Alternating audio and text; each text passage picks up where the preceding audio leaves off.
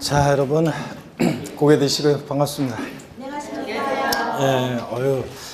낭낭한 목소리로 인사하신 분에게 30회 시험 합격의 영광이 있기를.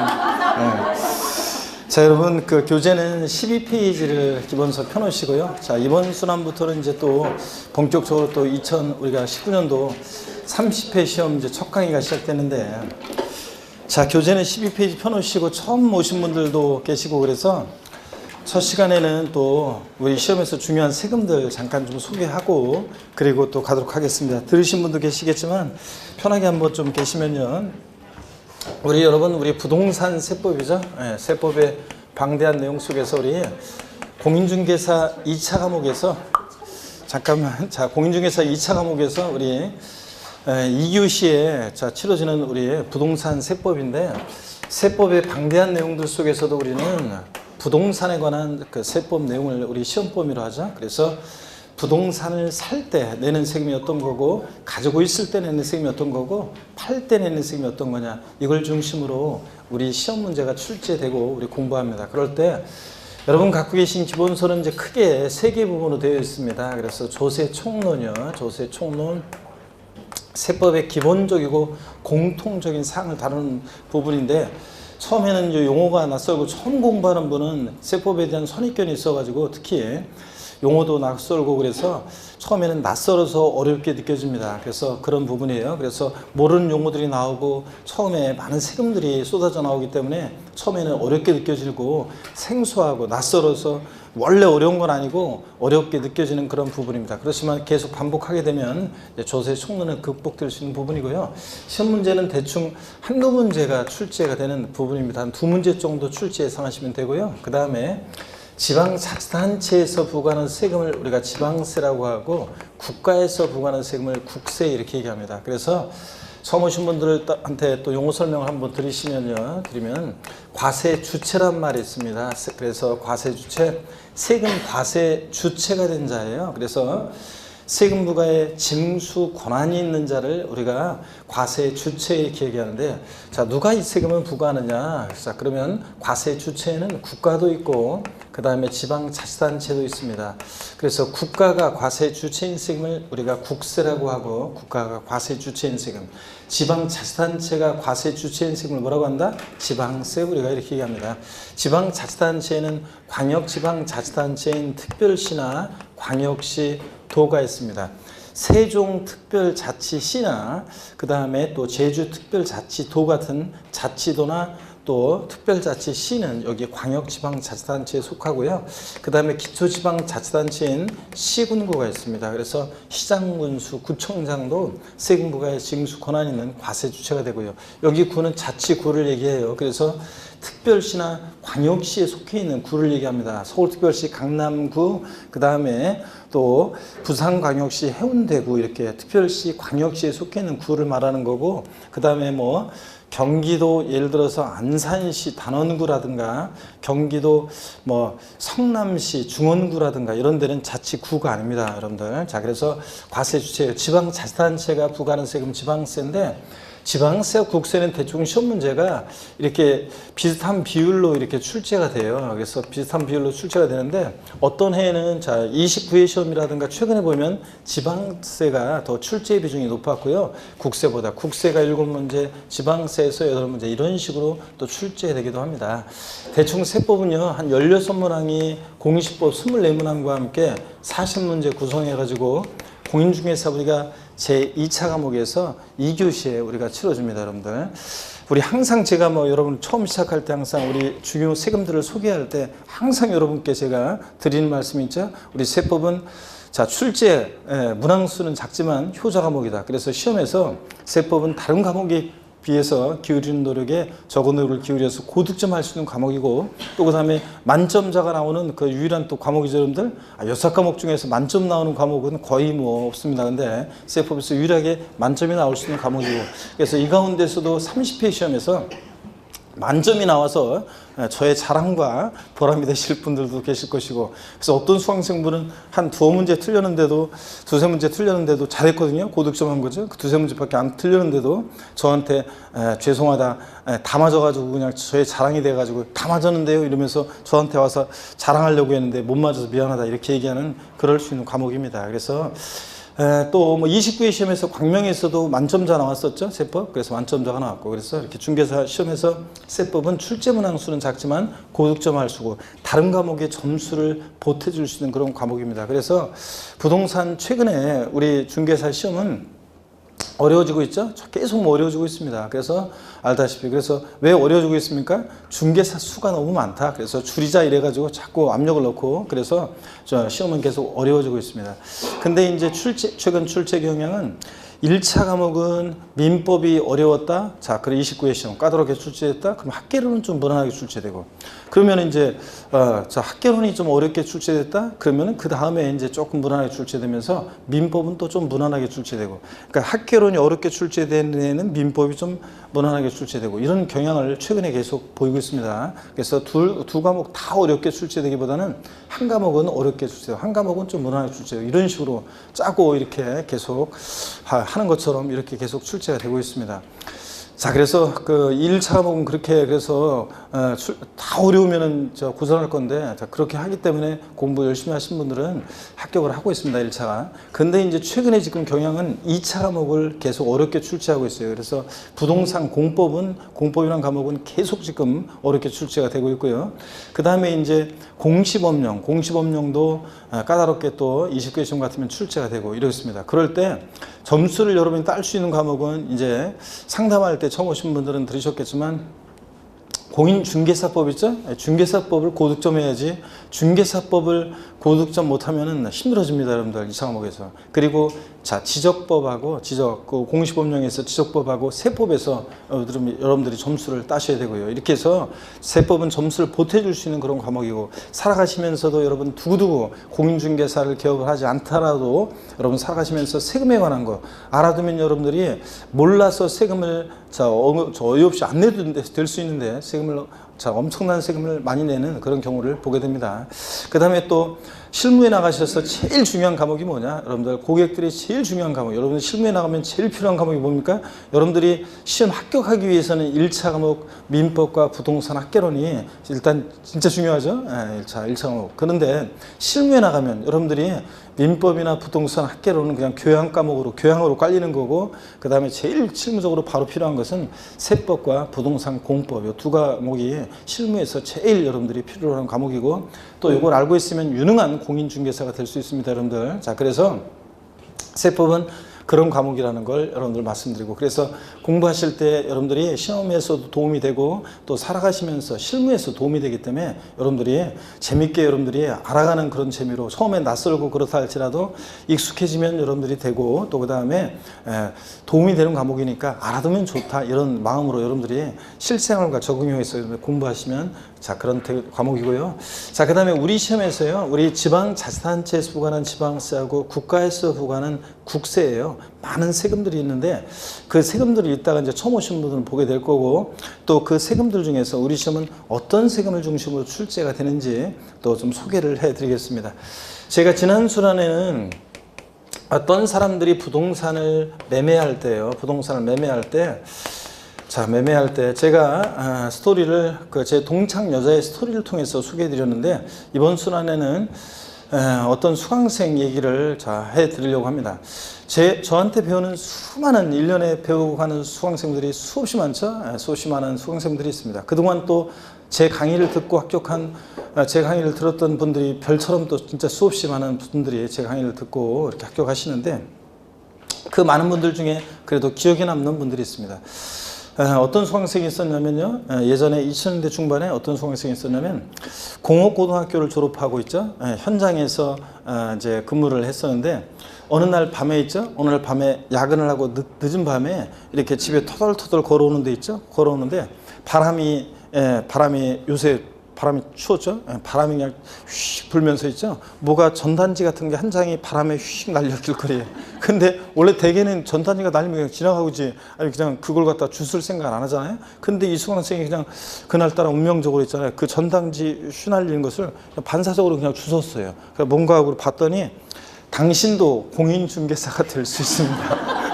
요 전단지를 본 거예요. 학원 전단지를. 그래가지고 그걸 보는 순간 이 수강생 말에 의하면 왠지 뭔가 전율을 느끼면서 있죠. 바로 이거다. 다 갑자기 그런 생각이 딱 들더래요. 바로 이거다. 그래가지고 이제 고민하다가 이제 그 전단지 뿌렸던 제가 강의했던 학원에 오게 됐어요. 그래서 등록을 하게 되는데 이 수강생이 처음에는 제가 봤을 때 이 수강생이 처음에는 어떤 질문하는 거라든가 여러 가지 것 제가 봤을 때 이 수강생은 제가 그런 생각을 했어요. 이 수강생은 적어도 한 3년은 공부해야 되겠구나 이런 생각을 했었는데 그 수강생이 결론부터 말씀드리면 1년 만에 동차 합격을 했습니다.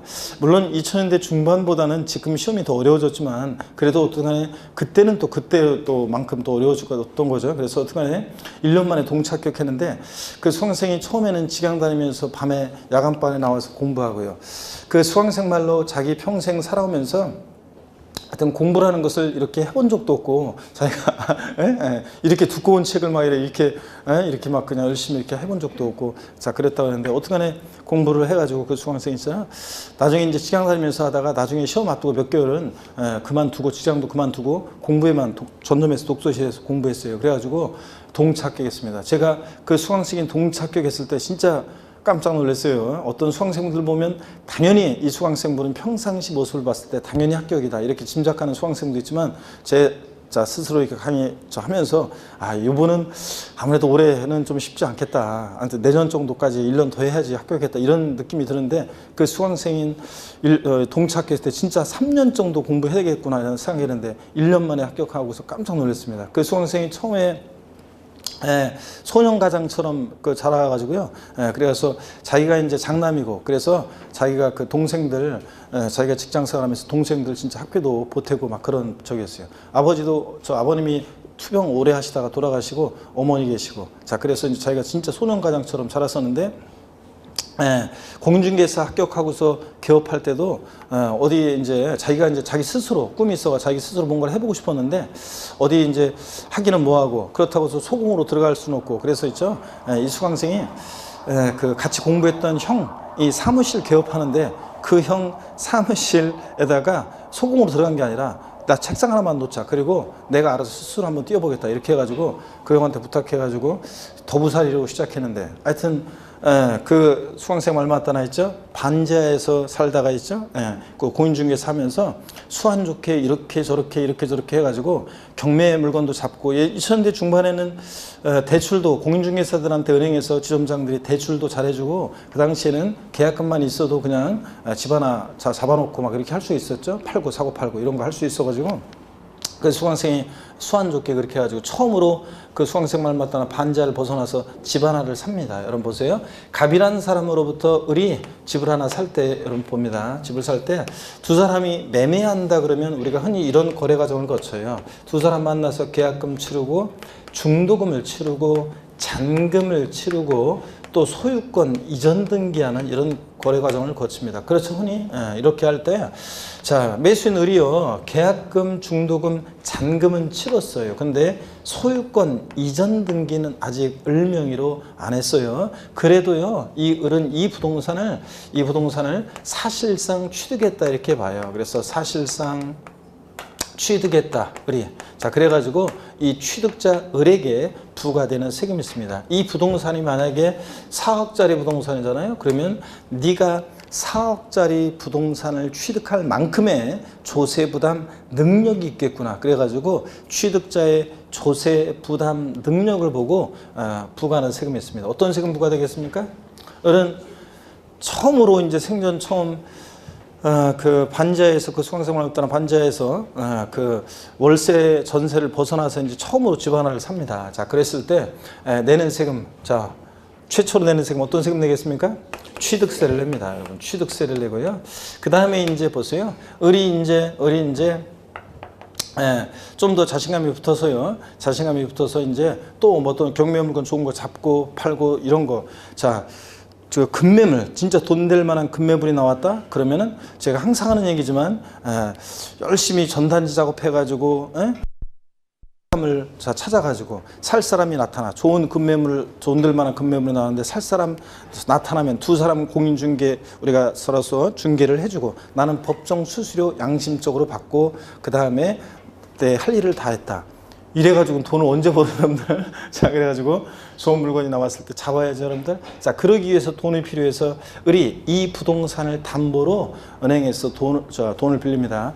저당권 설정 같은 것을 하겠죠? 그래서 저당권 설정 등기 같은 것을 할 때 또는 우리가 전세권이나 임차권 설정 등기 같은 것을 할 때 내는 세금이 있습니다. 자, 그런 설정 등기 또 그런 거 돈 갚으면 나중에 말소 등기 같은 걸 하겠죠. 그런 거 저당권 설정 등기, 말소 등기 이런 거를 할 때 내는 세금이 있습니다. 어떤 세금 내겠습니까? 등록 면허세라는 세금을 냅니다. 등록 면허세라는 세금을 내고요. 나중에 등록 면허세라는 세금은 자세히 이제 여러분들이 배우게 됩니다. 등록 면허세라는 세금을 내고 또 그 다음에 우리 저 재산을 취득해서 갖고 있습니다. 등기 이전까지 안 됐어도 잔금 치러서 이 재산을 잔금 치른다는 것은 잔금 치름과 동시에 매도인으로부터 등기 전에 필요한 서류 넘겨받고 열쇠 받잖아요. 그러면 사실상 이 재산을 취득해서 소유하고 있죠. 어떤 재산을 보유하게 되면 그 보유하는 기간 동안에 일정한 때가 되면 매년 반복해서 부과되는 세금이 있습니다. 어떤 세금 내겠습니까? 재산세가 부과됩니다. 재산세. 자, 그 다음에 또 보세요. 재산세 내고 그 다음에 이제 을이 진짜로요 돈을 벌었어요. 그래가지고 집도 이제 몇 채를 이제 갖게 됩니다. 몇 채를 보유하게 돼요. 자, 그랬을 때 막 잡아놨습니다. 그래서 집도 몇 채가 됐습니다. 그래서 그 수강생이 이제 실제적으로 그래서 집 사가지고 자기 누나한테도 집 하나 뭐 해주고 그 다음에 막 이런 식으로 해서 자기 동생들한테도 이렇게 명의로 집 하나 잡아놓고 막 이렇게 했답니다. 여러분 보세요. 어떤 재산을 보유하는데 재산세를 납부할 의무가 있는 자요. 자, 요 과세 주체 아까 용어 설명드렸죠? 세금 부과에 징수 권한 있는 자를 과세 주체라고 했을 때 상대되는 개념이 세금 납부할 의무자, 납세 의무자라고 하는데 재산세 납부할 의무가 있는 사람들 중에서 법에서 정해진 일정 기준을 정해놓고 그 기준을 초과하는 고액의 부동산 보유자에게 부과하는 그런 세금이 있습니다. 자, 여러분 어떤 세금을 내냐? 어떤 세금 내겠습니까, 여러분? 종합부동산세라는 세금을 냅니다. 종합부동산세. 이 종합부동산세가 2005년도에 부동산 과열기에 도입되는데 그 당시에 국민들이 반대하는 사람들이 있었죠. 자, 그러다 보니까 근데 주로 강남을 중심으로 반대가 이제 심했는데 제가 이제 그 당시 좀 저게 의아했던 것은 종합부동산세 대상자가 전혀 아닌 일반 서민들도 세금 폭탄이다 막 이런 얘기 하는 걸 보면서 종부세 앞으로 낼까봐 자기가 이제 그렇게 얘기했는지 모르겠지만 하여튼 종부세 그 당시에 반대가 심하니까 지하철에 그 대국민 홍보전을 펼쳤는데 제가 지하철 광고 카피 문구를 그 당시에 봤던 거 기억나는 게 종합부동산세를 납부하는 것은 노블레스 오블리주의 실천입니다. 여러분이 납부하신 종합부동산세는 우리 사회 어려운 일을 위해서 소중히 쓰여집니다. 막 그런 제가 문구를 봤습니다. 지금도 혹시 종합부동산세 지금 대상자가 되시는 분들은 너무 억울하게 생각하지 말라는 거 제가 항상 드립니다. 국민들 2%만이 내는 전체 국민 중에서 2%만이 내는 그런 그 자랑스러운 세금입니다. 진짜 여러분들 아무나 납부하는 세금이 아니고 그죠? 그래서 종부세 대상자가 되시는 분들은 나 종부세 내고 다닌다 이렇게 항상 자랑스럽게 여기 특히 공부하는 여기 수강생분들 사이에서는 나 종부세 대상자야 자 이러면서 자랑스럽게 얘기하시기 바랍니다, 여러분들. 자, 종부세 그런 세금이고 제가 또 지난 순환에도 또 얘기해 드렸죠? 남녀 사귀는데 어떤 오빠가 하여튼 뭐 다 괜찮긴 한데 좀 이 오빠 한 가지 좀 하여튼 뭐 사이즈라든가 여러 가지 좀 한 가지 거슬리는 게 있어가지고 이 오빠랑 결혼해야 되나 말아야 되나 고민될 때 물어보라고 그랬죠? 오빠네 집은 종부세네? 이렇게 물어봐서 그게 뭐냐 난 모르겠다 이런 식으로 하면 집에 가서 물어보라고 해가지고 자 우리 집 종부세 낸다는데 그러면 오빠 결혼해 이러라고 했잖아요, 여러분들. 그래서 종합부동산세는 그런 세금입니다, 여러분. 자, 그래서 재산세 납부할 의무가 있는 사람들 중에서 법에서 정해진 일정 기준 금액을 초과하는 고액의 부동산 보유자가 납부하는 세금이고요. 또 그 다음에 저기서 다시 한번 보면요. 매도인과 매수인 갑과 을을 봤을 때요. 갑과 을을 봤을 때 요 갑은 있잖아요. 갑은 이 부동산을 매수인한테 팔면서 계약금, 중도금, 잔금을 받아요. 그러면 소유권 이전 등기까지 아직 안 했어도요. 잔금을 받았을 때 이 갑은 이 부동산을 을에게 사실상 양도했다 이렇게 봐요. 자, 그래서 사실상 양도했다고 봐가지고 자, 우리 양도자 이 개인이 소득이 발생했다 그러면 소득세가 부과됩니다. 법인이 소득 발생하면 뭐가 부과되고? 법인세가. 그럴 때 우리 같은 자연인 개인이 부동산 등을 양도해서 발생하는 소득을 양도소득이라고 했을 때 있죠? 양도소득이라고 했을 때 양도소득에 대한 소득세를 뭐라고 한다? 양도소득세 이렇게 얘기합니다. 자, 을이 이제 집을 몇 채 갖게 됐으니까요. 또 갖게 됐으니까 부동산 이제 보유 중에 요것을 갖다가 이제 임대하겠죠? 임대. 그래서 다른 사람한테 이제 대여해요. 그래서 월세 같은 것을 받는다거나 이럴 때 부동산 임대업을 통해서 우리가 발생하는 개인 소득에 대해서는 종합소득세가 부과됩니다. 종합소득세. 자, 그래서 종합소득세 부과되고요. 자, 그래서 우리 시험에서 중요한 세금들을 제가 다 소개해 드렸습니다. 이따 보겠지만 처음 오신 분들은 많은 세금이 있지만 그 중에서 우리 시험은 얘네들 중심으로 출제가 되고요. 자, 그다음에 출제 비중 등을 한번 말씀을 드려보면 일단 취득세는 지방자치단체에서 부과하는 세금인데 그 중에서도 광역지방자치단체인 특별시, 광역시, 도가 과세 주체가 됩니다. 등록면허세라는 세금은 특별시, 광역시에서는 구가, 도가 있는 곳에서는 도가 과세 주체인 세금이에요. 그래서 우리가 흔히 취득세, 등록면허세를 우리가 흔히 도세라고 합니다. 도가 과세 주체입니다. 시군이 아니라 도고요. 그 다음에 특별시, 광역시에서 취득세는 특별시, 광역시세인데 등록면허세는 그 속해 있는 자치구가 과세 주체가 됩니다. 우리가 그래서 구세라고 합니다. 그래서 등록면허세는 구, 도가 과세 주체가 됩니다. 줄여서. 자, 그랬을 때 시험에 이미 나왔던 것을 이따 기출문제 보겠지만 다음 중 특별시세인 조세가 아닌 것은 특별시세인 조세가 아닌 것. 그래서 등록면허세가 정답이었는데 얘는 특별시세가 아니라 보다 그 속해 있는 구가 과세 주체가 됩니다. 그래서 서울특별시, 강남구, 뭐 부산광역시, 해운대구 뭐 이런 식으로 구가 과세 주체는 세금이고요. 그 다음에 재산세는 시장군수, 구청장이 부과하는 시군구세예요. 우리가 흔히 재산세를 뭐라고 하냐면 우리가 흔히 시군세 이렇게 얘기합니다. 시군세. 취득세, 등록면허세는 도가 과세 주체가 되고 재산세는 시군, 도에 속해 있는 시군이 과세 주체가 되는 세금이라 시군구가 과세 주체. 그래서 우리가 흔히 시군세 이렇게 얘기합니다. 웃다튼 간에 얘네들은 지방자치단체에서 부과하는 세금이죠. 그래서 지방세라고 하고 지방세는 많은 세금들이 있지만 이따 보겠지만 그중에서도 우리 시험은 취득세, 등록면허세, 이렇게 재산세를 중심으로 시험 문제가 출제가 되고 있습니다. 종합부동산세부터는 국가가 과세 주체인 세금이라 국세라고 하고 국세에도 많은 세금들이 있지만 우리 시험은 종합부동산세와 양도소득세 등을 중심으로 출제가 되고 있습니다. 여러분들 출제 비중 말씀드린다고 그랬죠. 취득세는 시험 문제가 선언 문제가 출제되고 있습니다. 선언 문제가 출제되고요. 그 다음에 등록면허세는 한두 문제가 출제가 되고 있습니다. 한 문제씩 계속 나오다가 28회 시험과 29회 시험에서는 두 문제가 출제가 됐어요. 그래서 탄력받아가지고 30회도 등록면허세에서 두 문제가 나올 수도 있는데 이 등록면허세라는 세금은 미리 말씀드리면 양이 많잖아요. 공부할 양이 많지 않고 어렵지 않습니다. 내용이 등록면허세는 다른 세금에 비해서. 그래서 등록면허세에서 두 문제 나오면 오히려 도와주는 거고요. 재산세는 세 문제 정도가 계속 출제가 되고 있고 종합부동산세는 한 문제 정도가 출제되고 있습니다. 자, 29회 시험에서는 정확히 얘기하면 재산세에서 두 문제, 그 다음에 종합부동산세에서 한 문제, 그런데 한 문제가 재산세와 종부세를 묶어서 문제가 나왔는데 정답 지문이 재산세에 있었기 때문에 제가 재산세 세 문제 이렇게 얘기하고 종부세 한 문제 정도 출제되고요. 양도소득세는 대여섯 문제가 출제되는 그런 세금입니다. 종합소득세에서는 한 문제가 또 가끔씩 또 출제가 되고 있고요. 자, 이렇게 하니까 자, 어떤 세금이 처음 오신 분들은 제일 중요하다고 우리 시험에서?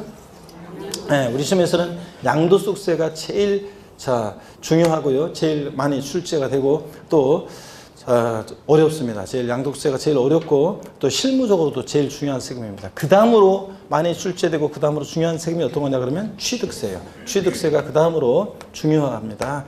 자, 그리고 좀 어렵고요. 그 다음에 재산세가 그 다음으로 중요한 이런 세금입니다. 자, 이렇게 해서 우리 시험은 얘네들 중심으로 이렇게 이런 출제 비중으로 출제가 되고요. 제가 처음 여러분 만나서 지금 뭐라고 그랬냐면 우리는 세법의 방대한 내용들 속에서도 우리는 특별히 부동산 세법이라고 그랬잖아요. 그래서 부동산을 살 때 내는 세금이 어떤 거고, 자, 보유할 때 내는 세금, 또 팔 때 내는 세금이 어떤 거냐고 그랬는데, 취득세, 등록면허세는 부동산 취득할 때 내는 대표적인 세금이고요. 그 다음에 재산세하고 종합부동산세는 부동산 보유 시에 부과되는 대표적인 그런 세금입니다. 그 다음에 양도시에 처분할 때, 팔 때 내는 대표적인 세금 어떤 거냐? 양도소득세. 얘는 부동산 처분 시에 양도할 때 내는 대표적인 세금입니다. 그래서 우리는 부동산 세법이고 부동산 살 때 내는 또 보유할 때 내는 팔 때 내는 얘네들 중심으로 시험 문제가 출제되고 공부를 합니다, 여러분들. 그리고 취득세하고 등록면허세는 항상 짝입니다. 부동산 취득할 때 내는 대표적인 그런 세금입니다. 그래서 얘들은 취득시에 부과되니까 같은 점들이 많습니다. 공통점도 많고요. 또 다른 점도 있습니다. 그래서 여러분들이 같은 점, 다른 점은 항상 헷갈리지 않도록 비교 정리해야 됩니다. 취득세의 짝은 등록면허세, 재산세의 짝은 종합부동산세. 얘네들도 비교해야 될 점들이 많습니다. 그래서 보유시에 부과되다 보니까 공통점도 많지만 또 다르기도 하고 그러다 보니까 같은 점 다른 점을 항상 비교 정리해야지 헷갈리지 않습니다. 우리가 짝은 있잖아요. 짝은 단짝, 짝일수록 특히 공인중개사 여기서 공부하시는 분들 보면 처음부터 알고 온 사람도 있지만 여기 와가지고 친해져가지고 진짜들 보면 아주 단짝이 돼가지고 그룹들이 형성되고 진짜 짝이 또 형성되는데, 짝은 친하기도 하지만 또 특히 이렇게 여기서 사회에서 만난 친구들은 또 왠지 또 비교도 되잖아요. 그죠? 그래서 공인중개사 공부할 때 보면 우리가 지금 공인중개사가 10대부터 80대까지 80대 응시생도 있으셨는데 80대 응시생 중에서 또 1차 합격하신 분, 최종 합격하신 분은 안 계셨지만 올해 1차 합격하신 분들도 몇 분 계셨고요. 자, 그렇습니다. 그래서 10대부터 80대까지 다양한 분들이 공부를 하고 10대에 또 합격생들도 있었습니다. 그래서 다양한 분들이 공부하는데 어느 연령대 합격률이 제일 높냐 그러면 어느 연령대 합격률이 제일 높냐? 그럼 물어보면 20대겠죠. 20대가 아무래도 애들이 머리가 아직 굳지 않았으니까 제일 머리가 팽팽 돌아가잖아요. 그러니까 20대들이 제일 합격률이 높겠죠. 이렇게 얘기를 하는데 아닙니다, 여러분들. 응시자 수 대비해서 요새는 20대가 많이 응시자가 늘었지만 응시자 수 대비해서 합격자 수, 합격률로 따지면 비율로 따지면 어느 연령대 합격률이 제일 높냐? 30대 주부 수강생의 그 집단군의 합격률이 제일 높습니다, 여러분들. 자, 그래서 30, 40대가 가장 그 응시 인원이 많고 또 역시 또 합격률도 역시 제일 또 높은 연령대입니다. 자, 그래서 그러면은 뭐 50대, 60대 분들은 이런 얘기 하죠. 아유, 저 머리가 한 살에도 어리니까 그러죠. 전 저 머리가 굳어가지고요. 그런 얘기 하시는데 합격률이 제일 30대, 40대 주부 집단군의 합격률이 제일 응시도 많이 하지만 제일 높은 이유는 다른 거 없습니다, 여러분들. 처음에 그 공인중개사 공부하러 왔을 때 베이스는 제일 부족합니다. 그래서 제일 부족하고, 그래서 맨날 무슨 신문, 경제신문 같은 것을 보고 뭔가 이렇게 책을 많이 읽고 평상시에 이랬던 분들은 많지 않습니다. 대개 보면 드라마 같은 거라든가 무슨 쇼핑몰, 쇼핑 이런 거 어떻게 돌아가는지 그런 건 다 꿰국에 있지만 하여튼간에 주로 그런 쪽에 관심을 가졌지 공부에 관심 없었잖아요. 그리고 학창시절에 공부한 지 또 꽤 됐고요. 자, 그러다 보니까 애 낳고 출산하고 막 그렇잖아요. 그러면서 정신도 왔다리 갔다리 깜빡깜빡하고 건망증도 막 생기고 그런 쪽이기 때문에 베이스는 제일 낮은데 왜 제일 합격률이 높으냐 그러면, 자, 보세요. 이렇게 짝이 돼서 이렇게 공부하잖아요. 특히 오프라인에서 보면 짝이 돼서 공부하는데 처음에는 공부할 때 점수 안 나오고 그래도 나는 우리 신랑이 돈 잘 벌어서 나는 그냥 여기 심심해서 나온 거지 꼭 돈 벌려고 나온 거 아니야 이런 식으로 하면서 이렇게 얘기하잖아요. 점수 안 나오고 그러던데 말은 그렇게 하지만 집에 가가지고 벽에다 막 머리 찍으면서 이를 갈죠, 여러분. 내가 저것보다 못한 게 뭐 있어. 내가 진짜 열받아가지고 하면서 막 열받아가지고 막 공부하잖아요. 막 그래서 경쟁 붙어가지고 막 공부하는데 그런 식으로 하면서 30대 주부 집단군들이 사실은 저희들에 대한 충성도도 제일 좋고 또 제일 열심히 또 이렇게 또 공부하고 그렇습니다. 자, 그래서 열심히 하고 그러다 보니까 베이스가 제일 낮지만 합격률이 높은 거고요. 20대들은 왜 합격률이 낮냐면요. 착실하게 공부하는 20대들은 합격률이 좋아요. 처음에는 세법 같은 것을 20대들은 어려워해요. 특히 뭐 20대 초중반들은 세법을 처음에 특히 어려워합니다. 왜냐하면 세금을 좀 내보고 이렇게 좀 했어야 되는데 그런 거 안 해보고 그래가지고 특히 부동산 세금 같은 것은 특히 그런 거하고 거의 뭐 부모님이 알아서 하는 거 자기는 관심도 없었잖아요. 전혀 관심이 없었던 분야이기 때문에 더 이렇게 낯설고 생소하게 느껴집니다. 그래서 처음에는 20대들이 어렵게 느껴지는데 나중에는 이제 물론 이제 외워가지고 이제 이렇게 합격을 하지만 근데 어떡간에 20대들이 보면은 왜 합격률이 낮냐면 착실한 20대들은 합격을 척척 하는데 착실하지 않은 20대들이 많아요. 중도에 공부 포기하거나 아니면 여기 와가지고 부모님이 공부하라고 이렇게 해가지고 그 억지로 이렇게 등 떠밀어서 왔는지 수업 시간에 핸드폰만 보고 아니 거의 3시간 내내 그냥 핸드폰만 보는 수강생도 있어요. 아니 진짜로요. 예전 같으면 야야야 저 나가라 너 나가라 막 그럴 건데 옛날 막 공인중개사 2000년대 초중반에 막 수강생들 많을 때 있죠. 막 그럴 때는 제가 그냥 그렇게 할 수도 있었겠지만 지금은 그러지 않습니다. 자 지금은 제가 아니 그때는 또 수강생들도 많기도 했었지만 또 그 당시에는 또 제가 또 한 살이 더 어리다 보니까 그런 꼴을 못 보고 야야 그럴 것 같으면 나 나가라고 막 하고 그랬는데 지금은 나이가 한 살이 먹다 보니까 그래 바깥에 가서 방황하는 차라리 여기서 게임하다가 그래도 뭔가 3시간 내내 계속 귀를 닫고 있는 건 아니잖아요. 조금씩 어떻게 하다 듣다 보면 좋은 얘기도 듣고 그러다 보면 네 인생에 도움이 될 거라 이런 생각을 해가지고 그래 차라리 놀아도 여기서 놀아라. 자더라도 어떤 수강생들은 진짜 자는 애도 있어요. 아예 그냥 자요. 예전 같으면 막 자지 말라고 깨우고 그랬는데 지금은 그냥 차라리 자라 여기서 자고 그냥 그러다가 자다가 깨면 가끔씩 좋은 얘기 나올 거니까 들으면 부동산에 대한 것을 20대 때 알게 되면 인생에 큰 도움이 될 수 있습니다. 그렇기 때문에 제가 그걸 알기 때문에 여기서 차라리 그냥 졸며더라도 들어라 이렇게 얘기합니다. 하여튼 그렇기 때문에 전반적으로 봤을 때 20대들은 착실하지 않은 애들이 많기 때문에 전반적으로 봤을 때 합격률은 20대가 높지 않습니다. 자, 30, 40대보다요. 자, 그런 얘기입니다. 자, 웃다튼 간에 여러분 짝은요 항상 그런 거예요. 비교 대상이 되고 비교해야 되죠. 항상 취득세 짝은 등록면허세, 재산세 짝은 뭐라고요? 종합부동산세. 항상 비교해서 여러분들 또 취득시, 보유시, 양도시부가 되는 얘네들 중심으로 우리 시험 문제 출제되고 공부합니다. 여러분들 우리가 조세 총론, 지방세, 국세 크게 3개 부분으로 되어 있다고 그랬잖아요. 자, 그랬을 때 우리가 이제 처음으로 조세 총론을 공부하게 되는데 여러분 봅니다. 조세 총론은 세법의 기본적이고 공통적인 사항을 다루는 부분이라고 그랬어요. 조세 총론. 시험 문제는 이제 한두 문제 출제가 되는데 한 2문제 정도 출제 비중으로 생각하시면 돼요. 그래서 29회 시험에서는 2문제 나왔는데 27회, 28회 시험에서는 또 1문제씩 나오기도 하고 그랬습니다. 그래서 한두 문제 출제되는 부분이다. 자, 어떤 것들을 중심으로 공부하느냐? 세법의 기본적이고 공통적인 사항을 다루는 부분. 그래서 처음에는 이게 지방세 기본법, 뭐 국세 기본법 이런 법들을 바탕으로 하고 국세 징수법, 또 지방세 징수법 뭐 이런 법들을 바탕으로 해서 또 학자들의 견해가 이제 이렇게 씌워져 가지고 구성이 돼 있어서 처음에는 낯설고 그렇습니다. 어떤간에 보시면 어떤 것들을 중심으로 공부하느냐 그러면 조세의예요. 자, 조세라는 게 어떤 거냐? 조세의를 공부하고요. 그 다음에 조세분류요. 자, 세금을 이렇게 저렇게 분류해요. 하여튼 처음에는 낯설어서 공부하는 분들은 낯설고 용어가 낯설어서 어렵게 느껴지지만 이 부분을 공부하면서 아유 어려워요 막 이렇게 분들이 계시거든요. 어려운 게 아니에요. 어려운 게 아니라 낯설어서 생소해서 어렵게 느껴진다는 것 뿐이지 여러분이 어렵다고 착각하는 거지 어려운 게 아닙니다. 여기 나중에 공부하다 보면 어렵지 않은 부분이고요. 처음에. 그리고 여러분들이 극복하는 방법은 낯설음을 극복하는 방법은 딴 거 없어요, 여러분들. 자, 낯설음을 극복하는 방법 딴 거 뭐 있겠습니까? 자꾸 사람도 낯설어요, 처음에는.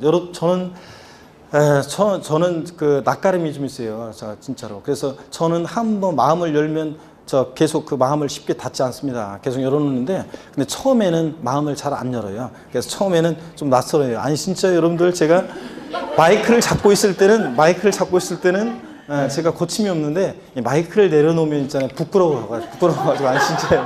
그래가지고 수강생분들 중에 처음에 어떤 분들은 저랑 그 밥 먹으러 가면은 굉장히 막 재밌고 막 그냥 굉장히 막 말 많이 하고 막 그런 사람인 줄 알았더니 아유 갔더니 그냥 처음에 그냥 부끄러워하고 막 그래가지고 처음에는 그냥 저 강의할 때하고 틀려요 뭐 이렇게 얘기하는 분들이 계시는데 처음엔 제가 좀 낯설고 그래서 낯가림이 좀 있어요. 근데 극복하는 방법은 딴 거 없어요. 자꾸 얼굴 보고 그러면 익숙해지잖아요. 익숙해지면 이제 편안해지는 거고 똑같습니다, 여러분. 우리가 처음에 어떤 낯선 길을 한번 가보세요. 그러면 내비게이션 켜고 이제 갈 때 내비게이션에 따라서 안내하는 따라서 가긴 가지만 갈 때 진짜 내비게이션만 보고 가지 주변에 잘 안 보여요.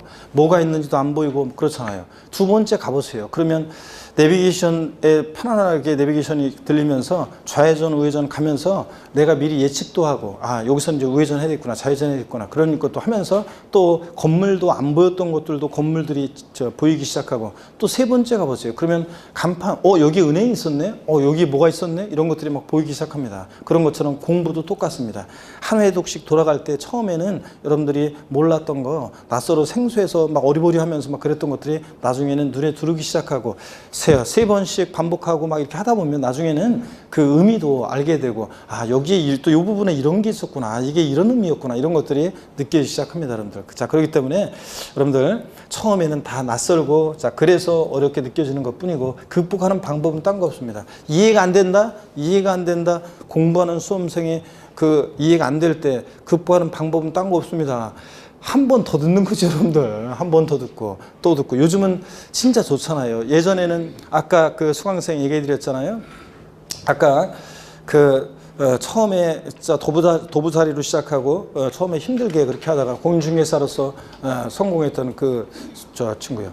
결국은 사실은 그 수강생분은 약간 새드 엔딩적인 어떤 스토리가 있긴 있어요. 자신감을 얻어가지고 집도 몇 채 잡아놓고 막 그래서 진짜 돈을 좀 벌었었는데 그리고 그 공부하면서 공부함이 아니라 그 중개사하면서 노총각이었는데 중개사하면서 이제 실무에서 만난 어떤 다른 공인중개사를 만났어요.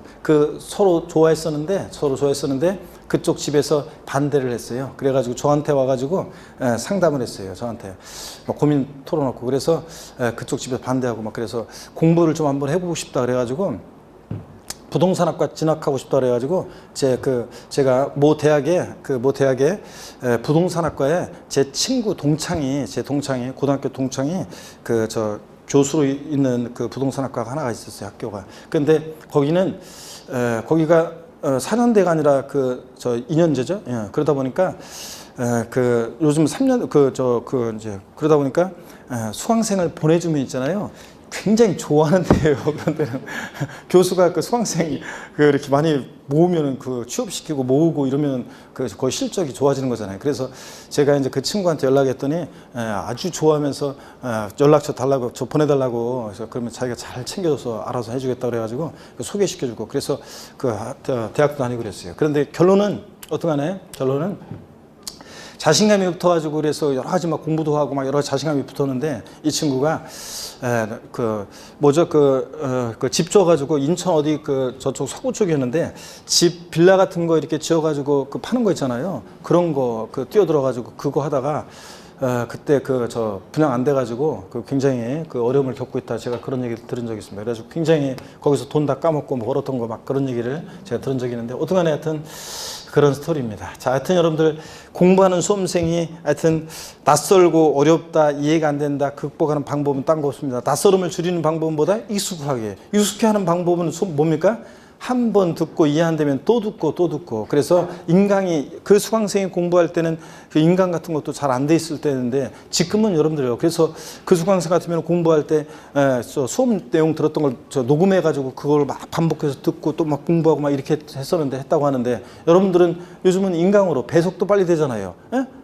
처음에 빠른 듯 하면 그냥 0.9배속으로 듣다가 좀 이제 내용이 익숙해지면 1.2배속, 1.5배속. 아이고, 어떤 수강생분은 제가 말이 지금은 조금 의식적으로 좀 천천히 하고 있어요. 나중에 이제 5, 6월 달 되면 더 빨라지는데 여러분 그때 그런 것도 익숙해지면 2배속으로 다 들을 수 있게 됩니다, 여러분들. 자, 그러니까 극복하는 방법은 하여튼 반복해서 듣는 게 최상의 비결입니다. 그래서 조세의 분류도 처음에는 그렇게 느껴지지만 나중에 어렵지 않은 부분이고요. 그 다음에 징수 방법 있잖아요. 이 세금은 어떻게 징수가 되느냐. 이 징수 방법 시험에 직접적으로 간접적으로 중요하고요. 가산세, 여기서 이제 가산금이라는 것도 나와요. 여러분 보세요. 어떤 세금은 가만히 있으면죠, 세금 내라고 납세 고지서가 날라오는 세금이 있고, 어떤 세금은 가만히 있으면 안 되고 자진해서 세금을 계산해서, 자기가 세금을 계산해서 신고하고 납부해야 되는 그런 세금도 있습니다. 어떤 수강생분이요, 제가 최근에 강의하다 보니까 11월 12월 달에 취득세 있잖아요. 취득세는 여러분이 부동산을 샀어요. 자, 그러면 원칙적으로 취득한 날로부터 60일 이내에 여러분들이 세금을 계산해서, 자, 아까 과세주체, 지방자치단체 신고하고 납부해야 됩니다, 여러분. 세금을 계산해서. 그런데 어떤 수강생이 그랬다고 하더라고요. 취득세요. 부동산 취득하고요. 고지서가 날라오는 세금인 줄 알고, 아니, 실제로요. 고지서가 날라오는 세금인 줄 알고 가만히 있었대요. 그랬더니 날라오긴 날라왔대요. 날라오긴 날라왔는데, 세금을, 자, 취득세를 신고 납부 안 했다고 그래서 가산세라는 제재가 따르는데 가산세가 붙어가지고 고지서가 날라왔대요. 그래서 세금을 자기가 가산세까지 해가지고 취득세를 했던 경험이 있다, 이렇게 해서 지금 공부하다 보니까 교수님, 취득세는 가만히 있으면 안 되는 세금이고 내가 세금 계산해서 직접 신고하고 납부해야 되는 내는 세금이었는데 그걸 모르고 자기는 가만히 있으면 취득세 내라고 납세 고지서가 날라올 줄 알고 기다리고 있다가 가산세라는 제재를 받았다. 자, 이렇게 얘기하면서 자, 모르니까 아주 그냥 저기 했다고 하면서 안 내도 되는 세금을 냈다, 이렇게 얘기를 하는데, 여러분 그래요. 어떤 세금은 가만히 있으면 안 되고 자진해서 세금 계산해서 신고하고 납부해야 되는 세금도 있고, 납세무자가요. 어떤 세금은 과세권자, 과세주체가 세금을 계산해서 세금을 내라고 납세 고지서가 날라오는 그런 세금이 있습니다. 그래서 이 세금은 어떻게 징수해내냐. 또 그런 의무를 이제 불성실했을 때는 가산세나 가산금이라는 제재가 따르는데, 이 가산세와 가산금에서 올해 개정 내용이 또 2019년도 개정 내용이 있기 때문에, 개정이 됐기 때문에 징수 방법, 가산세, 가산금, 이건 시험에서 여러분들이 중요하다, 이렇게 생각하시면 됩니다. 출제 가능성이 높다, 이렇게 알아두시고요. 그 다음에 또 보시면 여기를 봅니다, 여러분. 우리 세금 납부할 의무 있잖아요. 납세 의무라고 하는데, 세금 납부할 의무는 일정한 경우에 이게 성립을 하고요. 성립된 납세 의무는 확정이 되고요. 확정된 납세 의무는 소멸하는 그런 과정을 거쳐요. 자, 조세 총론에서 납세 의무 성립, 확정, 소멸에 관한 이 부분이 시험에서 제일 많이 출제가 돼 왔어요. 제일 많이 출제가 됐던 부분인데, 최근만 보더라도 소멸은 잘 안 나오는 부분이었는데 소멸에서 28회 시험 때 출제가 됐어요. 소멸에서. 제가 28회 시험 때 이 소멸은 나올 가능성이, 자주 출제되는 부분은 아니지만 나올 가능성은 높다고 했는데 소멸에서 예상대로 나왔고요. 납세의무 성립 있잖아요. 성립. 요 부분 있잖아요. 요 성립 요 부분은 또 확정 요 부분이 중요했었는데, 제가 올해는 이제 29회 시험은 성립 확정 요 부분이 중요하다고 했는데 성립에서 29회 시험에서 출제가 됐습니다. 자, 그러면 만약에 이 납세의무 성립 확정 소멸 부분에서 시험 문제가 나온다 그러면 여러분 어느 부분에서 나올 가능성이 높겠습니까, 여러분? 이제 확정 부분이 더 중요하고요. 그 다음에 성립은 독립한 문제로 나올 가능성이 높지는 않고요. 자, 성립에서 29회 시험 나왔으니까 30회 시험에서는 안 나온다, 난 이런 말은 항상 안 한다고 그랬습니다. 자, 어떻게 해서 세상에 이런. 근데 성립에서 나올 가능성, 독립한 문제로 가능성은 낮고요. 종합 문제 속에서 나올 수는 있습니다. 그 다음에 소멸도 또 좀 깊은 내용으로 종합 문제 속에서는 또 출제 의미가 있습니다. 그래서 성립, 확정, 소멸 부분 있죠? 이 부분이 역시 또 시험에서 중요하다는 말씀 드리고요. 그 다음에 우리 세금은요, 국세나 지방세 같은 세금, 우리가 조세 채권이라고 하는데, 우리 세금은요, 일반 채권이나 공과금보다 우선하는 게 원칙입니다. 무슨 얘기냐면, 어떤 채무자가 채무 변제를 못해요. 자, 그러면 채권자들이 채무자의 재산을 압류해서 공매나 경매에 넘기겠죠. 자, 그랬을 때 그 매각한 대금에서 채권자들의 채권을 다 만족시키면 문제가 아니겠지만 채권자들의 채권을 다 만족시키지 못할 때 채권자들 사이에 누가 우선해서 가져갈 것이냐 순위를 정해놔야 되겠죠. 자, 그래서 그럴 때 국세나 지방세 같은 세금은 일반 채권이나 공과금보다 우선해서 가져갑니다. 이게 우선의 원칙입니다. 근데 또 예외도 있어요. 세금보다 더 우선하는 것들이 있습니다. 자, 이 부분도 시험에요. 이 부분도 또 틈틈이 또 출제가 되는 그런 부분입니다. 그래서 국세, 지방세 우선의 원칙과 예외 이 부분도 또 출제가 되는데요. 또 9회 시험에서는 또 여기서 또 지문이 또 나왔어요. 그래서 여기서 또 29회 시험에서 나왔어요. 그래서 요거는 독립한 문제로 또 출제 가능성보다는 종합 문제 속에서 또 출제될 수는 있습니다. 자, 그 다음에 이제 그 외에 있잖아요. 그 외에 뭐 권리구제라든가 등등 많은 어떤 부분이 있어요. 그래서 더 있지만 우리가 지방세 기본법, 국세 기본법이라는 법에는 많은 내용들이 있는데 그 방대한 내용들을 우리가 다 공부할 수는 없고요. 우리 세법은 1차 과목이고 만약에 40문제가 출제된다 그러면 시험 문제 출제는 요거 이외에 많은 부분에서도 출제가 될 것이고 또 강의도 할 건데 우리 세법 2차 과목이고 16문항 출제되잖아요. 자, 그러니까 우리가 상대평가고 그런데 우리가 샅샅이 이런 것까지 공부를 어떻게 해요. 그래서 제 강의는 뭐 강의를 여러분들이 듣는 이유는 방대한 그 내용 속에서 시험에서 중요한 출제 가능성이 높은 것들을 위주로 걸러서 여러분들이 강의를 들어야 되는 거고, 자, 그래서 공부할 때 똑같습니다. 버릴 것은 버리고 자 갑니다. 그랬다가 나중에 요 제가 생략한 부분에 있어서 필요한 부분, 왠지 올해는 좀 찜찜하다 그런 것들이 있으면 제가 나중에 기본적인 공부가 다 됐을 때 나중에 제가 혹시 이런 거 모르니까 혹시 보고 가자 이렇게 해서 알려드릴 거고요. 지금은 이런 내용을 중심으로 공부를 하겠습니다.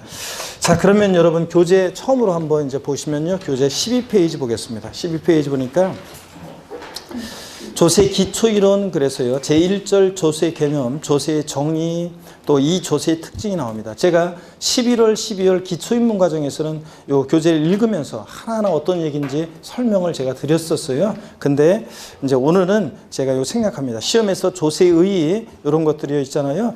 교양 삼아서 한번 보는 거예요. 그래서 여러분들 출제 가능성이 낮기 때문에 교양 삼아서 그냥 여러분들이 학자들이 조세란 게 이런 거고 이런 특징이 있다 이렇게 해서 처음 공부하는 분들은 줄 긋지 말고 쭉 읽어보시고요. 13페이지 양가로 6번 있잖아요. 조세는 금전적 급부가 원칙이다. 요거만 제가 설명을 드리려고 합니다.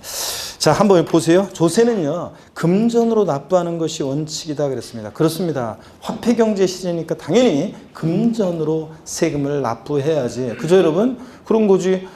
제가 항상 농담처럼 얘기하지만 세금 예를 들어서 취득세 500만 원 낼 게 있는데 돼지 키우는 사람은 자기가 키우던 돼지 끌고 오고, 닭 키우는 사람은 닭 끌고 오고, 소 키우는 사람은 소 끌고 와가지고 세금 내면 안 되잖아요. 자, 그러니까 당연히 세금은 금전 납부가 원칙이라는 거. 근데 다만 예외적으로 있죠. 법령이 정하는 요건을 갖춘 경우에 일정한 세목에 대해서 물건으로 납부하는 것이 허용이 되고 있습니다. 물건으로 납부하는 것이 현행 세법에서는 밑줄입니다. 지방세에서 재산세와 국세 중에서 상속세에서 물납이 인정되고 있다. 밑줄 쫙입니다. 자, 그러면요, 요거만 제가 좀 설명을 드리고 오늘 좀 첫 시간 쉬려고 합니다. 여러분 봅니다. 자, 보시면은 어떤 얘기냐면 세금 납부 이행 방법에 관한 거예요. 그 전까지는 다 교양이고 여러분이 한번 그냥 처음 공부하시는 분이 읽어보시면 되고요. 자, 이거 보세요. 시험에 의미가 있는 것은 이겁니다. 반드시 알아야 되는 건데 이거는 세금 납부 이행의 방법이요. 세금 납부는 어떻게 이행하느냐. 자, 금방 봤다시피 여러분 보세요. 원칙적으로 세금 납부는 금전 납부가 원칙이고요. 금전으로 납부하는 것이 원칙이고 또 일시불 납부요. 한 번에 내는 게 원칙이에요. 자, 그런데 여기 봅니다. 예외적으로 금전 납부 원칙의 예외로서 물건으로도 납부할 수 있고요. 또 일시불 납부 원칙의 예외로서 분할 납부요. 세금을 나눠낼 수도 있어요. 분할 납부. 자, 그래서 다시요. 세금 납부 이행 방법으로서 물납과 분할 납부는 원칙적으로 허용된다, 예외적으로 허용된다, 예외적으로만 허용되고 있습니다. 자, 그럴 때요, 허용되는 세금을 반드시 아셔야 돼요. 물납이요. 자, 허용되는 세금이 있는데 지방세에서는요. 지방세 세금들 중에서 물납은 다른 거 안 되고요.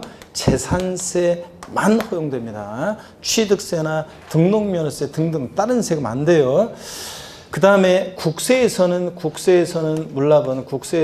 뭐만요? 상속세만 허용됩니다. 종합부동산세, 양도소득세, 지그시 졸고 있는 것 같은데, 자, 그래서 얘네들은 허용되지 않습니다.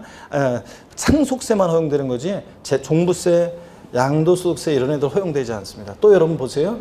분할납부라는 세금 있잖아요. 자, 분할납부 있잖아요. 분할납부 허용되는 세금들이 있는데, 분할납부는 지방세에서는요, 일단 원칙적으로 지방세법상으로는 재산세가 허용이 되고요. 그 다음에 국세에서는요, 여러분 보세요. 지방세는 재산세. 그리고 국세에서는 그렇습니다. 종합부동산세라는 거 있죠. 줄여서 종부세. 종합부동산세. 줄여서 종부세. 그 다음에 양도소득세. 자, 그 다음에 상속세, 증여세. 자, 그 다음에 또 법인세 등이 허용이 되고 있습니다. 더 있지만 요 정도. 자, 이렇게 해서 얘네들이 허용이 되고 있어요. 자, 그러면 여러분 보세요. 지방세법상 물납과 분할납부가 모두 허용되는 조세를 골라라. 그러면 자, 지방세법상 물납과 분할납부가 모두 허용되는 조세를 골라라. 뭘 고르셔야 돼? 재산세만 고르셔야 됩니다. 다른 건 안 돼요, 여러분들. 물납과 분할납부 모두 허용되는 세금, 재산세만. 국세에서 물납과 분할납부가 모두 허용되는 세금을 골라라. 그럼 뭘 고르셔야 돼? 상속세만, 여러분이 상속세만 고르셔야 됩니다. 물납과 분할납부. 그래서 이렇게 해서 여러분들이 얘네들 허용되는 세금을 반드시 하셔야 되고요. 우리 시험에서 중요한 세금으로 좀 소개를 해드리면요. 여기 봅니다. 우리 시험에서 중요한 세금으로 다시 한번 비교를 해드리면 물납과 분할납부 허용 여부를 다시 한번 보겠습니다. 먼저요, 여러분 보세요. 물납이요, 물납. 자, 취득세, 물납 허용됩니까? 네? 돼요? 안 됩니다. 자, 분할납부도 한번 또 볼까요? 분할납부. 자, 그래서 분할납부. 취득세, 분할납부 돼요? 안 됩니다. 등록면허세, 물납 됩니까? 안 됩니다. 분할납부? 안 돼요. 재산세는 물납 됩니까? 네. 분할납부? 됩니다. 자, 우리 시험에서 중요한 5개 주요 세목으로 한번 또 계속 비교를 해드리면요. 종합부동산세 물납 됩니까? 안 됩니다. 분할납부 됩니까? 네, 됩니다. 양도소득세 물납 됩니까? 안 됩니다. 분할납부 됩니다, 여러분. 그래서 자세한 요건은 이제 우리가 강론에서 배울 것이고 일단 허용 여부를 반드시 알아둡니다. 그래서 일단 물납이 뭐고 분할납부가 뭔지 용어를 익히고 그 다음에 허용되는 세금들 반드시 여러분들이 상식처럼 이건 꼭 알고 계셔야 됩니다. 무조건 이거 상식처럼. 아셨죠, 여러분들? 자, 이렇게 해서 설명드렸습니다. 13페이지 용어 정리 나와 있으니까 물납, 분할납부 읽어보시고 14페이지 거기 물납과 분할납부 허용 세목 교재에 딱 나와 있죠, 여러분들? 별 표시합니다. 별 표시하고 딱 기억합니다. 별 표시하고. 그래서 금방 설명드린 내용이 거기 다 나와 있습니다. 그래서 자, 그 예제 문제 한번 풀어볼까요, 여러분들? 조세 납부 방법으로 물납과 분할납부가 둘 다 가능한 것을 모두 고른 것은 그랬습니다. 단 물납과 분할납부 법정 요건은 전부 충족한 것으로 가정한 기업번 부동산 임대업에서 발생한 사업소득에 대한 종합소득세, 니은번 종합부동산세, 자, 디귿번 취득세, 리을번 재산세, 도시적분. 처음 오신 분은 도시적분이 뭔지는 우리 1월 달에 이제 배워요. 특정 부동산에 대한 지역자원시설세에 되어 있습니다. 자, 물납과 분할납부가 모두 가능한 거 어떤 겁니까? 재산세만 고르셔야 됩니다, 여러분. 재산세만. 종합부동산세 고르면 안 돼요. 자, 재산세만 골라야죠. 그래서 4번이 정답이 되겠습니다. 자, 여러분 잠시 쉬었다가 잠깐만요. 조세 분류를 보게 될 건데, 하여튼 여러분 처음 만나신 분들은 하여튼 처음 오신 분들 반갑고요. 우리가 이제 지금부터 이제 공부를 하는데 세법은 처음에 낯설고 그렇지만 여러분들 끝까지 저와 함께 하여튼 공부하시고 끝까지 저와 함께 하시면 반드시 세법은 하여튼 제가 여러분 실전에서 좋은 점수 맞을 수 있도록 고득점할 수 있도록 구원해 드리도록 하겠습니다. 여러분 아셨죠? 네, 자, 그래서 하여튼 자신감을 갖고 끝까지 포기하지 않고 하는 게 중요합니다. 잠시 쉬었다가 조세 분류부터 이어서 보도록 하겠습니다.